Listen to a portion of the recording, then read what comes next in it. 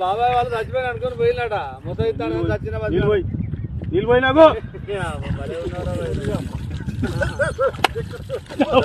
దీనికి ఎందుకు పన్న వాళ్ళ ఎందుకు అనుకున్న వాళ్ళ ఈ చల్లదనానికి ఎండకు చేయలేక కన్నీకి ఓడిపోయి వచ్చిన గెలవలేక ఏం చేసావు 10 రోజుల నుంచి గణేట్ చేత నాతో గట్టించి నా కష్టం దోచుకొని గణేట్ రాయ్